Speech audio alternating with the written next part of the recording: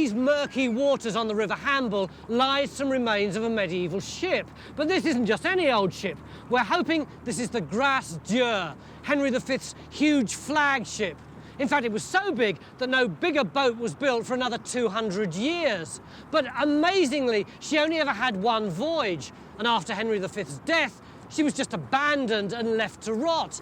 So was she too big to sail? Was she a failure? And how much of her lies under here?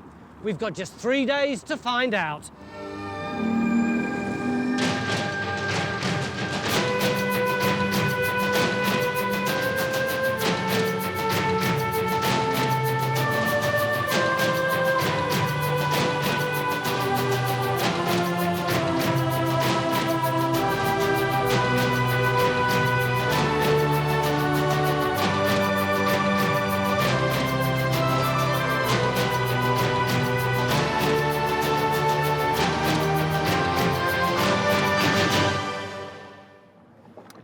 On a bitterly cold night in January 1439, the Grasse Dure was lying silently at anchor, surrounded by 3 smaller royal ships. The story goes that this huge royal battleship was struck by lightning and burnt to the water. Strangely enough, the other ships weren't damaged. Nearly 600 years later, the skeleton of a huge ship is still visible on the bottom of the river. John Adams, who was one of the leading archaeologists on the Mary Rose, has no doubt this is the Grasse Dure. So how are you going to prove it? We're going to put a trench over the stern and look at a part of the structure that we think most information is going to come from in the time available to us. On a practical note, how the hell are we going to get the dirt out? Well, we're going to excavate essentially just as you do on land, with trowels, paintbrushes, etc. But we'll suck the spoil away with a water suction dredge, and that has the effect of keeping the visibility a little bit clearer. Francis, you're musing. I am, Tony. I mean, how did they get such a socking great ship up this little river and then get it lodged in the mud?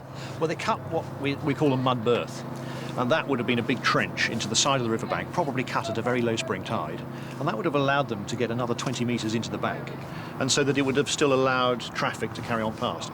Phil, you've got a luxury on this one. You don't have to wait for Geophys to finish before you start digging. Brilliant, isn't it? No, but I also don't have a big yellow digger, do I? We could drive one in if you like. Henry V was the most powerful king in Europe after defeating the French at the Battle of Agincourt in 1415.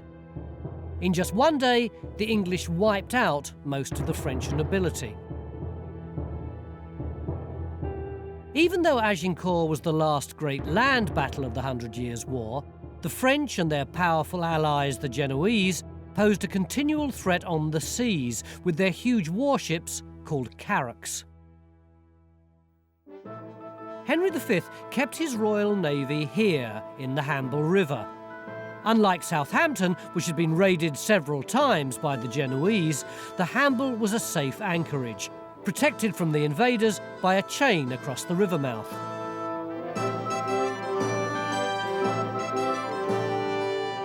Three miles upriver lies the ancient port of Burlesdon. And a mile past Burlesdon, 4 royal ships, including the Grasse Dure, were laid up in specially dug mud berths.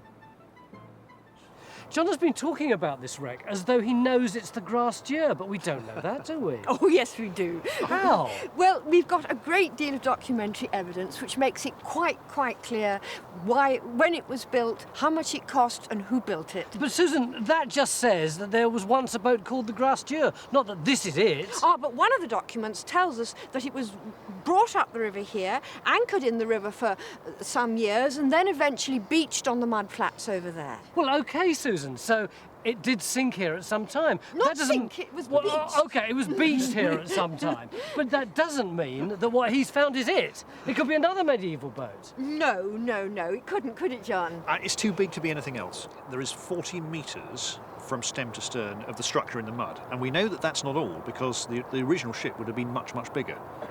So the dimensions people have come up with are anything up to 200 feet or more, in fact. 60 metres long by about 15 metres wide, 50 feet wide. That is a hell of a size, I mean, isn't it? 200 feet long, 50 foot wide. To me, that seems too big. I mean, looking at the plans that were made in the 80s of just what they could see on the surface then, it's very difficult to stretch them to fit those dimensions. I think somewhere beneath that, perhaps, I don't know, 40 metres, 45 metres long, So 40 feet wide, something like that. Rather smaller, but still absolutely enormous. Damien, are you saying this? this isn't the Grasse Dure, No, or are you just saying that they lied about the size? I'm just saying originally? the historical way of deriving the size is different to the archaeological way. The archaeological way is to go out there and measure it. The historical way is to follow the documents, which are difficult to understand. So we are looking for an enormous ship. She carried a fighting force of at least 200 men, and we think her forward castle, or forecastle, was 50 feet above the waterline. That's 3 times the height of a double-decker bus. But as our experts can't agree about most of the other dimensions, one of our targets is to define her actual size. But why did they build her so big? It had to be larger than the largest ship the enemies of England could throw against it. And those were the Genoese carracks, the big Mediterranean sailing vessels of the allies of the French. And the Grasse Dure is about 3 times as large as the largest carrack. Our first job is to get the geophys underway. And here we're using the latest deep-sea sonar technology. Depending on how much of the hull is left in the mud, this might tell us how long this ship was. But this system has never been used in such shallow water before. What sort of depth do you normally work at? We normally work in about 10 to 20 metres of water, but most of my colleagues think that is ridiculously shallow, let alone this. See, I mean, how does this actually work? How is it that this thing can pick up wood? How does it work? Well, basically, if you sort of send a sound source down to the seabed, the physical property change between the water column and the actual sediments is pretty significant. You get an echo back from it. And what we've found out is that there are also big physical differences between the wood and the sediment. So we also get an echo from that. So hopefully we'll get echo both from the seabed and maybe wood buried beneath it. And you should actually get a 3D image of the boat. Well, that's what we would hope to do, anyway. This is the first time that this wreck has been excavated by divers. Once the diving begins, 2 of them, including John, will be working flat out for hours on end. But before anyone can get in the water, there's a huge amount of preparation to do. These safety checks are essential, but they're swallowing up our valuable time. Function checks completed, all working correctly. Comms check 1, 2, 3, 4, 5. 5, 4, 3, 2, 1. Loud and clear. Yeah, loud and clear also. We think that at least 17 ships of Henry V's Royal Navy were maintained and overhauled at Burlesdon, a mile towards the sea from our site. Stuart would like to know more about this busy village in the time of Henry V. With so much royal business, Burlesdon docks must have been a focal point for trade. If Stuart can locate the medieval shoreline, then he can begin to piece together the layout of the ancient port.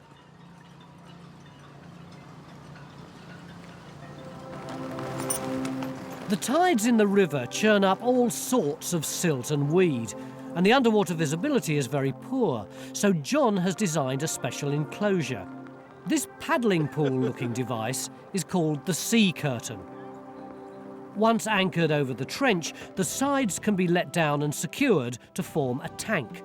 The water inside can then be pumped out through a filter and returned into the enclosure, clear of silt. Well, that's the theory, but it's already taken half the day just to inflate it and get it in the water. It's just after lunch and the tide is slowing down. John's getting ready to dive. Chin up just a little bit, mate. Yeah, in, fingers. Everything else is ready.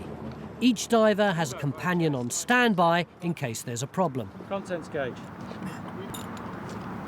Carabiner. Suit inflation. You okay? Get diver in the water, please. But there's little point in Phil and I taking the place of the 2 working divers until the visibility is far better and they've started to uncover the wreck. Left surface. John has chosen to dig across the stern of the ship in a trench about 2 by 2.5 metres. The depth of water at the moment is only 2 metres, but the tide's still running. The visibility is extremely poor, and there's a huge amount to get ready before the serious archaeology can begin. John's still positioning the anchors for the sea curtain. I was rushing around like crazy till just after lunch, and now everything's just gone, ugh. That's really frustrating. Why? Well, nothing's happening. Look at this thing. It took them hours to blow this up, and it's just been sitting in the water forever. Well, look, no, I mean, I disagree with you. I mean, I know it's disappointing. I want to go and see this boat, don't get me wrong. I mean, it looks like at least I've got my feet in the water. But, I mean, look, this is a difficult exercise. A lot of it is experimental.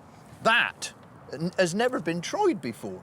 So, I mean, we've got to get it out there, we've got to test it, and we can't run it until we've done all this. The first people to investigate the wreck were the Victorians, who thought the Grasse Dure was a huge Viking ship because her hull was clinker built. This was an ancient technique using horizontal overlapping boards, still used today in small boats.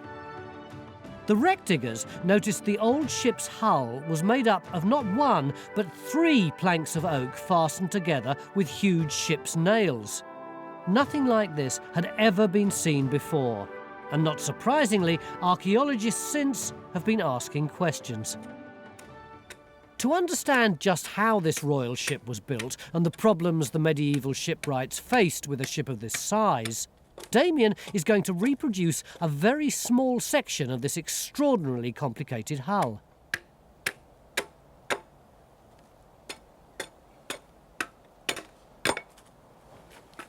How long would it take to make a plank like this, do you reckon, if you knew what you were doing and were doing it all the time? Not that I'm suggesting you don't know what you're doing, but you know what I mean. It's a little bit cheeky, but... I was just trying to get an idea of how fast work was likely to progress. Well, if they knew what they were doing, small ones like this, they would make, I don't know, 10 or 20 a day if they had very good straight pieces, which this is reasonably straight and regular and nice and fresh, so they'd make a hell of a lot. If the material wasn't as good, it would take longer, you know. John's finally got the site prepared. He's had problems sighting the anchors for the sea curtain, and he's been marking out the trench underwater. On the surface, Phil has been waiting patiently for his instructions. Phil, can you hold it there and then I'll come and get it? You'll come and get it? We're so nearly ready to go, but no end of optimism will make up for the fact that we've probably lost a whole day just getting the site ready. Can we pass that line to the diver?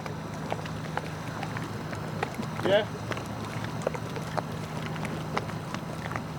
There's the total with the King's donation added in as well, so you've got £4,000 here. Carenza's looking at the quantity of materials and manpower used to build the Grasse Dure and the time they took to construct her. This one here, which is the original, which has... What's that? Well, it's a kind of summary of all the accounts from the building of the Grasse Dure and all the other...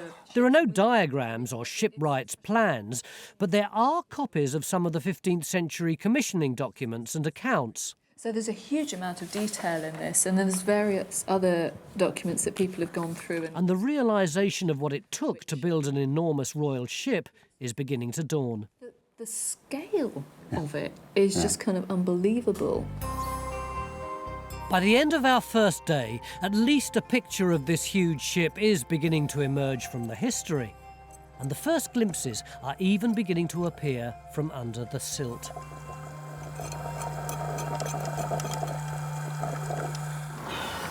OK, well done, John. Are you well? Yep, diver well. Diver well. Roger that. Could you see much down there? Yeah, quite a bit actually. Like what? I could see about 1.5 metres, and by the time we finished, we cleared off about 2 metres of the ship's structure, so you could clearly see the black timber against the seabed. But we are a long way behind, aren't we? It's been such a frustrating day. Well, these things always take a bit longer than expected, but no, I think we've done quite well, really. We've got the trench in the right place, the enclosures moored down, the boat moorings are all set, so we could carry on and do a night shift, but... You're so cool and so relaxed, and I tell you, they're all champing at the bit out there. Are we going to get to see this wreck? We'll find out tomorrow. It's the beginning of day 2 on our excavation of Henry V's huge flagship, lying here on the bottom of the Hamble River. Yesterday was so frustrating, not being able to see anything, having to wait for the site to be prepared. But this morning, conditions are far better. Low tide's about 2 hours away, and that means optimum visibility.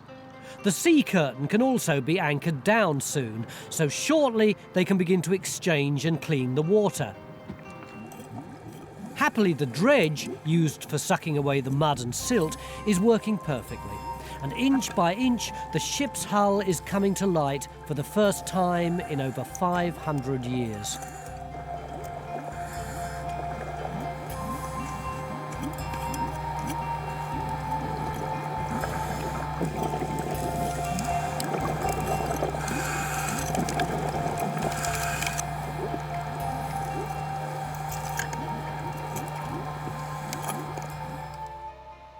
With Susan and John's help, Raysan is working on a 3D picture of how the Grasse Dure might have looked. For the first time, we can see how overpowering this 15th century battleship might have been, and what a huge advantage it could have provided for Henry V over his enemies. Building a clinker vessel of this size was very complicated. Rather than building the frame first, they started by forming the ship's hull with layer upon layer of triple boards, and when it was complete, they fitted the frame inside. The clinker boards were clenched together with huge iron nails and washers called roves, and the hull was then fixed to the frames using tree nails, long wooden pegs that were driven through both the boards and the frames and wedged at each end. To join the boards end to end, the shipwrights cut overlapping scarf joints. We don't know if these joints were staggered or how long the boards were. To the modern eye, this appears to be a really cumbersome way to build a ship. And why did the medieval shipwrights use this triple clinker construction in the first place? To find out more, Damien is looking at some of the timbers that were salvaged from the Grasse Dure in Victorian times and which are now kept in Winchester Museum. What's it telling you? It's telling us a lot about the tools the shipwrights used. You can actually see fine detail of tool marks in this scarf joint here where the boards joined end to end. Where? And even the little places where the nicks in the blade, sharp as ridges on the surface of the timber. That is just superb preservation. And what are these things here? These are the iron washers for the end of the bolts or rove nails that held the ship together. On the inside, we can see traces of tar. And for me, one of the most interesting things is we can see how relatively rough the finish was. I mean, this is a royal ship, but they were building her fast, and they weren't obsessed about the finish by any means. I mean, this is really quite rough. What's going on here? Well, this is part of a frame timber. I mean, it's again, fantastically well preserved. You can see shipwrights' marks, you can see... What is that, Damien? Is that a sort of the carpenter's mark to show it was his bit of timber he needed to be paid for? Or is it a sort of kit number of how to put the ship together? It's probably got most to do with how the frame timber fitted in the ship. The shell of the planking was built first, frames put in afterwards. You can also see some pretty crude work here. Yeah, what is this? Well, these crude scallops are to fit over the heads of the bolts, and they're cut pretty crudely and very deep. So they're going bang, bang, bang, chop, chop, chop, chop. The clock is ticking. You know, this is speedy work. And Damien, is this going to help you actually try and reconstruct how it was put together? Does this... It is. I mean, I'm already beginning to realise that we've been wasting our time making the boards as smooth as we have on our section we're building, and you know. It's just fantastic. It's just the beginning of understanding. I can't say what it's telling us. He's always so taciturn. It's really nice to see him excited. Oh no, I've been a student of medieval shipbuilding for several years, and this is just fantastic material. The tide's beginning to slow down now, and that means optimum visibility. John, you're wet. I'm wet. I had what they call a wet dip. Phil's been put on standby, and he's really excited. Is it all right? We're nice and productive now. And how's the skirt doing? Well, the tide's still too high for that to be operating. That's still about a metre above the seabed. So we're just operating down on the seabed below that at the moment. But so, is the excavation going up to according to plan? Is yep. it just... Yep. It's plain sailing now, is it? We've gone down this much already. Yeah? Yeah. So what's the plan? Why aren't you still in there? I've just come up to change hats. And then you're going back down. I'll borrow this one. Permission denied. In 1420, 5 years after the Battle of Agincourt, the Grasse Dure was finished and ready for sea. She was the biggest, most prestigious warship that had ever been built, and probably amongst the first royal ships to carry guns. Were the Europeans impressed by it? Oh yes, I mean this is one of the nicest things about the Grasse Dure. The Florentines used to come to Southampton every year with galleys to trade, and Soper, who's the guy in charge of the royal ships, was also a merchant. So he met up with his contact and took him to dinner on the Grasse Dure when it was in Southampton.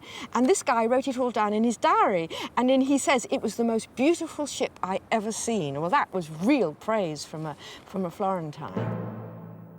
She set sail in July 1420 on her maiden voyage from Southampton to the Isle of Wight. Presumably the sailors who worked on it must have been terribly proud that they were on this great ship. Well, you'd like to think so, but have a look at this. This is an account of the muster of when they were going on the only expedition that the Grasse Dure went on. A muster is just like making a list of them so you know who to pay. That's right, a roll call in effect. And if you look here, this tells us that how the quartermaster of the Grasse Dure is William Duke of Dartmouth of the Grasse Dure. He threw the muster roll into the sea when they asked him for it. The crew were underpaid, the weather was appalling. Some of them who weren't used to handling such a large ship just wanted to chuck it in. And they insisted on being put ashore on St Helens in the Isle of Wight.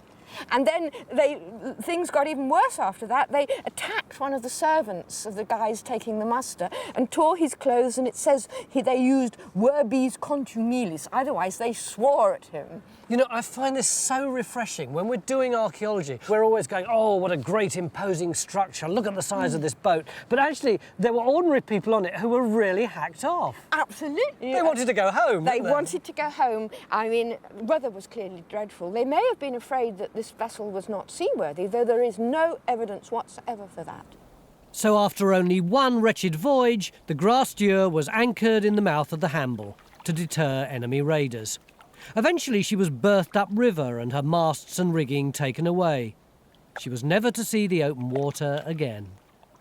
They had shipkeepers on these ships, like caretakers, and we know in fact that the superintendent shipkeeper was Jordan Browning, who was a very experienced royal shipmaster. He'd been Master of the Holy Ghost. He was a Southampton man, a local man. He superintended the building of a little royal ship down the river at Burlesdon called the Little Jesus.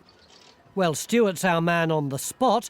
If he can work out where the medieval village was, then the boatyard could be somewhere there.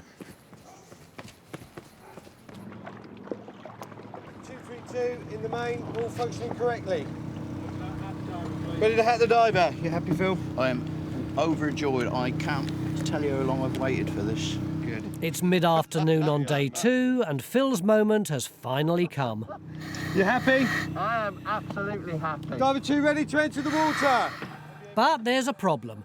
John hasn't been able to secure the sea curtain to the river bed properly, and the water exchange isn't working. So Phil's going to have to take a chance with the visibility. Tony to Phil, can you hear me? I can hear you, Tony. What's it like down there? Like a pea soup, actually. Can you see anything of the boat? At the moment, I'm attempting to find it by feel. I'm going to follow John. He said, follow me. And I'm going to stick into him like a... Whoa, there he is. You've got to bear with me, Tony, because I cannot see a single thing. I cannot see a thing. The visibility is literally, it can't be no more than a foot maybe. I cannot see the boat, but I know it's here. And now he's guided my hand down. Oh, my God. This is like a radio programme, not television. What can you feel? There it is, now that makes sense. And that is, unquestionably, Grasse Dure.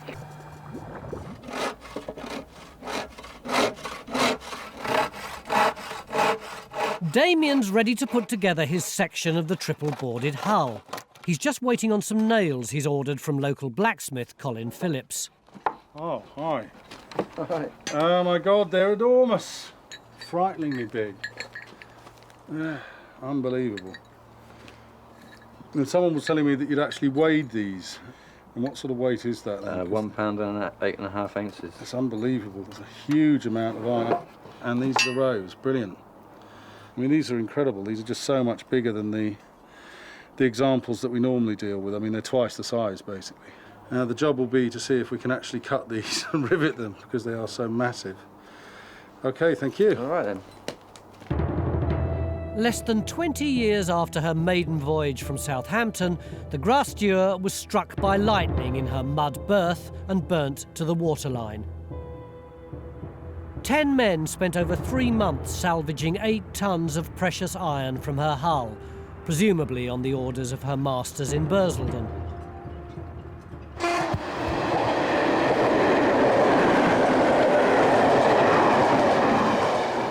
Stuart, I bet you were a train spotter when you were a kid. Absolutely not. Come no on, way. I see no. you with that little thermos.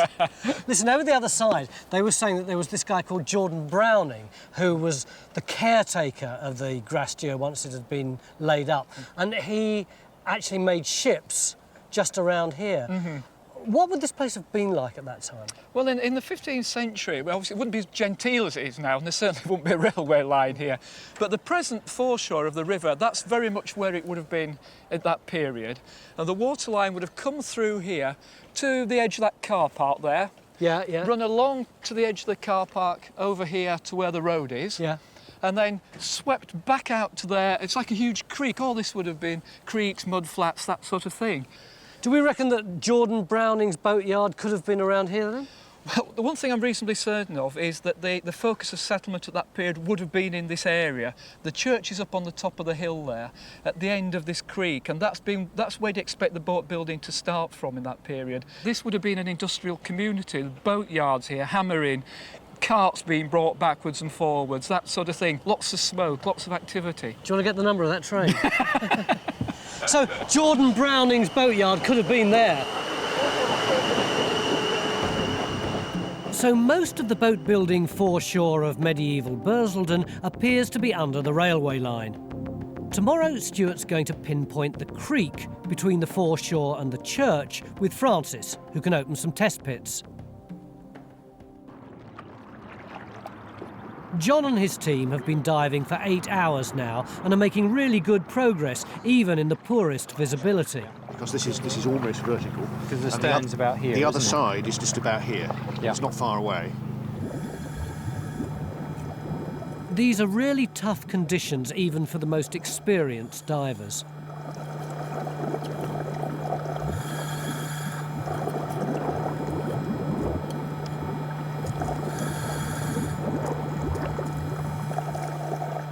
It's the end of the day, and we're waiting for Phil. So we've retreated to the pub. Reading matter and ran out of stuff to do, really.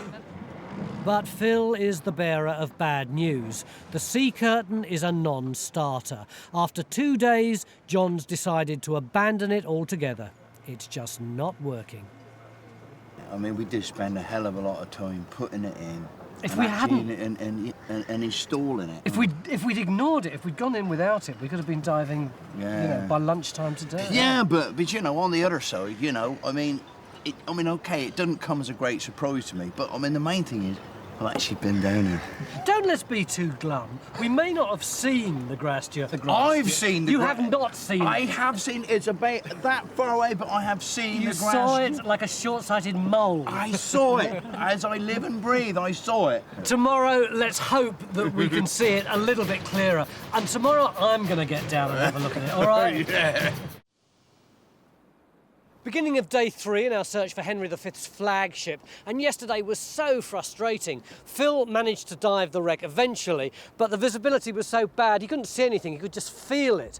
And we had been proposing to put that orange sea curtain round it and pump it full of cleaned water to improve the visibility, but it wasn't the greatest experiment in the history of diving, was it?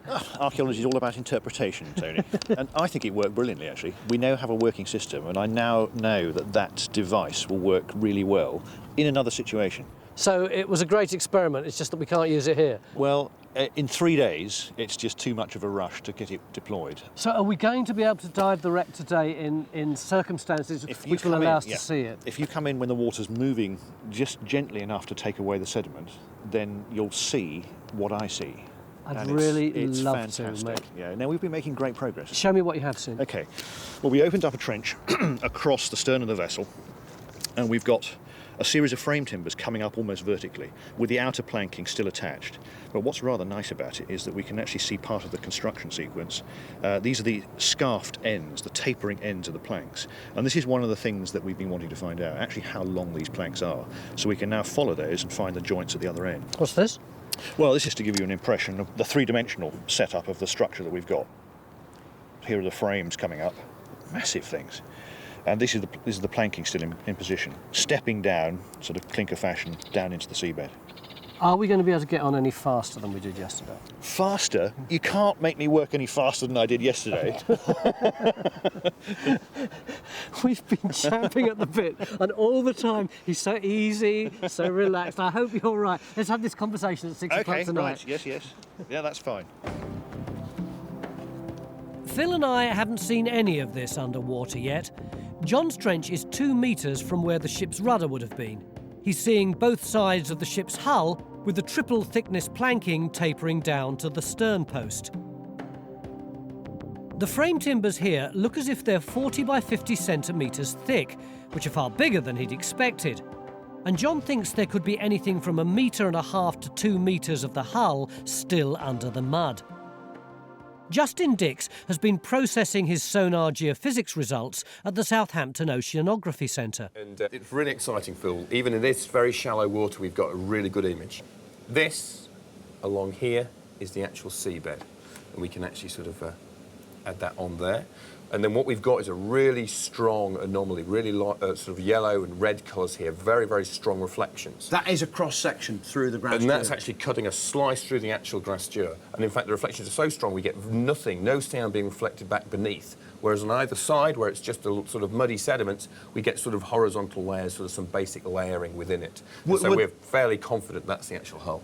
So from a series of these cross-sections, you can put it together and actually build up the shape of the hull? Well, that's what we've been trying to do over the weekend. If we go onto this screen here, what we've done is we've effectively picked the seabed surface so we can actually sort of have a sense of what the seabed's like. And if we go underneath here and we start to add the actual horizons, we can start to pick out the actual hull section. And if we then rotate round, you can start to see a sense of that hull form. That's right. Here's the actual width of the hull, and you see it's tapering back towards the stern. That's right. But how much of the ship have you got there? We've got about 2/3 of the vessel here at this time. I mean, normally we would survey for a number of days and process for several weeks. So over a weekend, we're pretty pleased with this. You're pretty chuffed about this. I'm over the moon, actually. So here it is, a huge section of the Royal Flagship still under the mud. If Justin can do some more work, we should be able to calculate the size and shape of the ship. Damien was expecting to build a larger section of the triple clinker hull, but he proved that it's a slow, messy business, sandwiching in the tar and moss that they used to waterproof this ship. Now he's got to fit it all together. OK, do you want to tap those in? Just gently. Next one. The holes are a little slack now. How many of these nails do you reckon would have gone into this boat? Nails this side? We can't say exactly because we don't know how deep she was, but thousands. We're talking about thousands. So, I mean, it's a huge amount of iron. These are not bedding down very well, are they? I'm wondering whether we need to cut a bit of a recess for that. You got to whip them out again? Afraid so. Well, this is learning. I mean, this is learning by doing, and we're learning the hard way, I'm afraid. Damien is not amused. It's all got to come apart again. You know, 2 steps forward, 1 step back at the moment, but we're learning. Are you happy? After yesterday's pea super, Phil's hoping he'll see something today. Okay. Happy? Okay, off you go. Diver 2 in the water. Roger that. Reports well. Diver 2 left surface.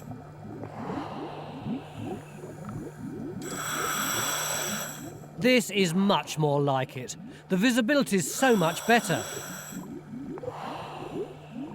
Here are the massive frames John's so excited about, and the side of the ship, which is dropping away to the right. There's a huge tree nail, which looks as fresh as the day it was driven in.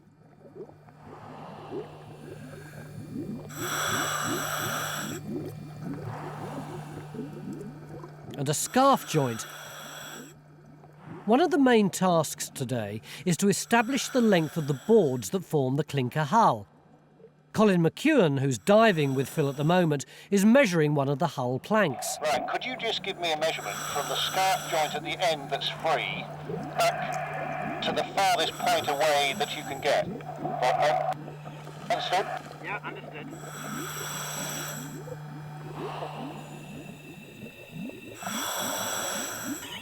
Topside diver 1. Topside. Can you tell John the plank is 2.43 metres long? This is a new discovery. Everyone thought the ship had been built using boards no longer than 2 metres. 2.43, roger that. Stuart has been searching for medieval Burlesdon. Yesterday he found the outline of a dried-up creek below the church, which he's sure is the centre of the ancient village. Today he's identified a building on the 19th century tithe map near the water's edge. It's this building just here, number 3. Now, if there's a storehouse there in 1839, and it's at the end of this feature here, which is the foreshore, that would imply it's up on dry ground, i.e. we're definitely on good land there. So it might be the sort of area that has a continuity of tradition that have been used for storage and so on. That might be a good place to examine. Francis has got 2 test pits on the go. In this back garden, he's looking for the storehouse. The other he's put in just along the street to see if there's any evidence of the medieval shipbuilding on Stuart's projected shoreline.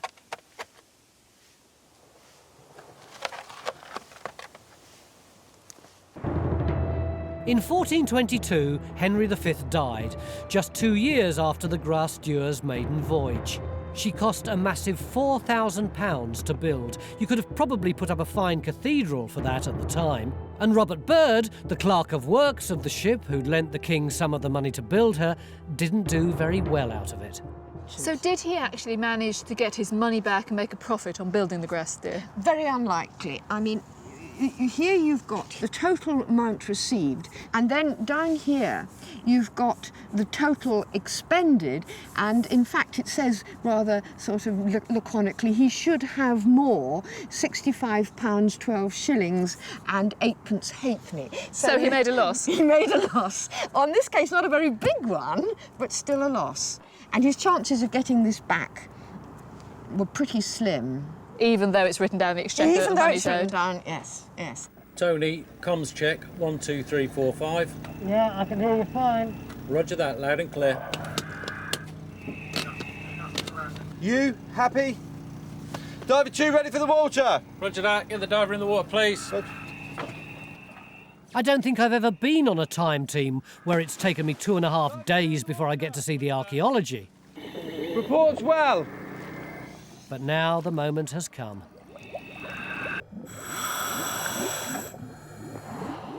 As I get closer, I'm trying to imagine all those medieval shipwrights putting her together. Why those mutinous sailors abandoned her. Maybe she wasn't struck by lightning. Perhaps they set fire to her on purpose to get all that precious iron out. Phil to Tony, can you hear me? I'll press that down. Phil, Tony, can you hear me? Yes, I can hear you. Are you as amazed as you should be? It's really fantastic. When I first got down, the visibility was just like being in a swimming pool. But there's so much of it here, Phil. I know, it just seems so bizarre. I mean, we two who've actually seen it are giggling and bubbling to ourselves. We're a couple of idiots. Phil's absolutely right. You can't possibly tell how big she is until you get down here. Now I can see for myself the massive frame timbers, with the side of the ship disappearing away. The ballast, I assume, as there's no other reason for flints to be in here.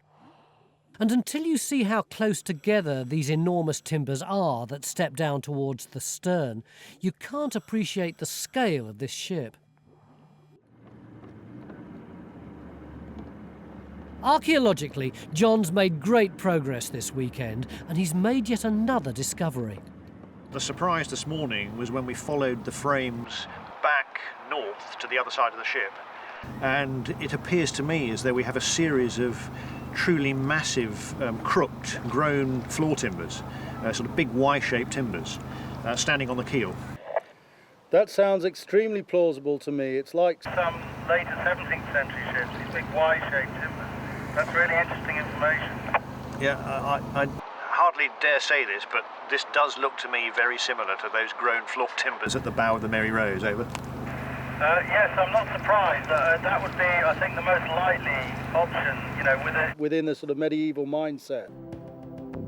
The crooked timbers at the stern of the Grasse Dure, which John has just discovered, were cut from trees specially picked by the shipwrights. The shape of the timber gave the ship's frame far greater strength in one piece than if separate timbers were joined together at the keel. This is the first time John's ever seen anything as enormous as this. Damien's run out of time. His experiment isn't finished, but the process has revealed some surprising insights into medieval shipbuilding on this scale.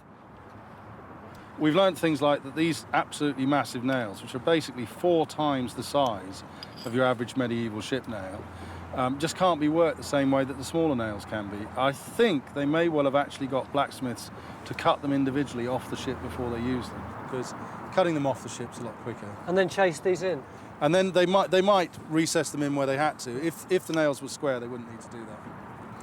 Given the historical evidence we've got, Damien, for the sheer quantity of materials involved in building this ship and how big it was, how tough do you think it would have been working on it? Everything about this ship, the size of it, the laminations, the nails, the weight of everything, the loads of tar and moss everywhere.